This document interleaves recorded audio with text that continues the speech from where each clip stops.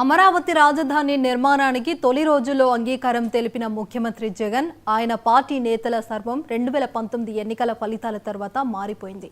అమరావతి రాజధానికి అనుకూలమేనని స్వయంగా అసెంబ్లీలో ప్రకటించిన జగన్ ప్రతిపక్ష నేతగా బాధ్యతలు స్వీకరించి ఇల్లు కూడా కట్టుకున్నారు.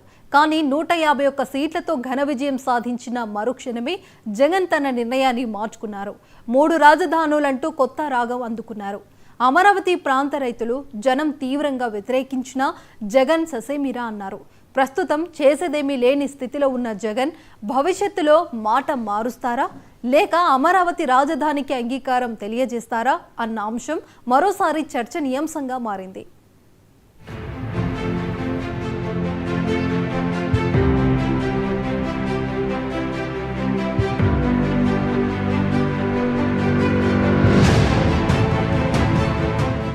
ఏపీ రాష్ట్ర రాజధానిగా అమరావతి రాజధాని నిర్మాణానికి 2014లో బీజం పడింది. ఆంధ్రప్రదేశ్ విభజన తర్వాత అధికారంలోకి వచ్చిన చంద్రబాబు నాయకత్వంలోని ప్రభుత్వం అన్ని పార్టీల అంగీకారంతో గుంటూరు, విజయవాడ ప్రాంతాల్లో రాజధాని నిర్మించాలని నిర్ణయించింది. ఉమ్మడి ఆంధ్రప్రదేశ్లో హైదరాబాద్ నగరాన్ని ప్రపంచ స్థాయి నగరంగా తీర్చిదిద్దేందుకు ఎంతో కృషి చేశారని చెప్పే చంద్రబాబు ఏపీ రాజధానిని హైదరాబాద్కు దీటుగా విశ్వనగరంగా తీర్చిదిద్దాలని విజన్ 2047 నినాదాన్ని భుజానికెత్తుకున్నారు. గతంలో చంద్రబాబు పిలుపుతో అమరావతి కోసం ఎటువంటి షరతులు లేకుండా 33,000 ఎకరాలు ఇచ్చేందుకు 29,000 మంది రైతులు ఆ రోజు ముందుకు వచ్చారు. నాటి ప్రభుత్వంపై నమ్మకంతోనే వారు ప్రభుత్వానికి భూములు అప్పగించారు. నాటి ప్రభుత్వంలోనే హైకోర్టు, సచివాలయం, అసెంబ్లీ, సీడాక్సెస్ రోడ్డు నిర్మాణాలు చేపట్టారు. ఇంకా అనేక నిర్మాణాలు పూర్తి కాకముందే ఎన్నికలు రావడంతో అమరావతి నిర్మాణానికి ఎదురుదెబ్బ పడింది.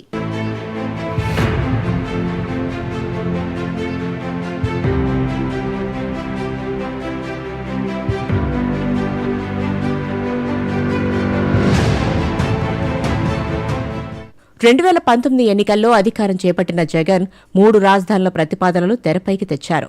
రాయలసీమ ముఖద్వారమైన కర్నూలులో న్యాయ రాజధాని, విశాఖలో పరిపాలనా రాజధాని ఏర్పాటు చేస్తారని ప్రకటనలు చేయడమే కాదు, రేపు మాపు అంటూ ముహూర్తాలు మరీ ప్రకటించి హడావుడి చేశారు. రిషికొండపైన పరిపాలనా రాజధాని కేంద్రంగా భారీ రాజసౌధాన్ని నిర్మించారు. ఒక్కటే రాజధాని అమరావతి ఉండాలని ఈ ప్రాంత రైతులంతా ఉద్యమించినా జగన్ పట్టించుకోలేదు. శాంతి భద్రతల సమస్యలు సృష్టిస్తున్నారని, అమరావతి ఉద్యమాన్ని అణిచివేయాలని చేసిన ప్రయత్నాలన్నీ విఫలమయ్యాయి.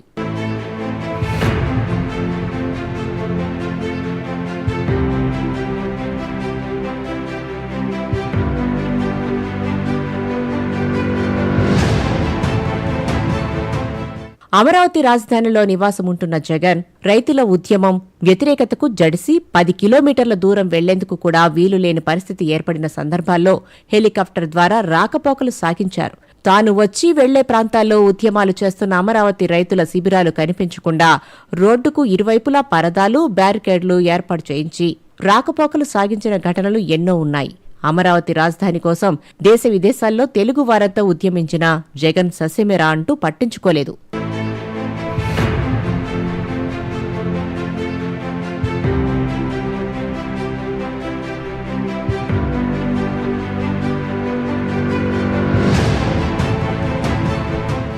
జగన్ ముఖ్యమంత్రి అయిన నాటి నుంచి అమరావతిపై విషం కక్కడమే పనిగా పెట్టుకున్నారంటూ వేలాది మంది ఆందోళనలు, దీక్షలకు దిగారు. 5 ఏళ్ల పొడవునా దీక్షలు, ఆందోళన కొనసాగించినా జగన్ పట్టించుకోలేదు. కనీసం వారి గోడు వినేందుకు కూడా సమ్మతించకుండా అపాయింట్మెంట్ ఇచ్చేందుకు నిరాకరించారు. దీంతో అమరావతి ప్రాంత రైతులు న్యాయస్థానం నుంచి దేవస్థానం, అలాగే అమరావతి నుంచి అరసవిల్లి వరకు పాదయాత్రలు సైతం నిర్వహించారు. ఆందోళన చేస్తున్న వారిపై జగన్ తీవ్ర ఆంక్షలు విధించి అణిచివేయాలని ప్రయత్నించారు.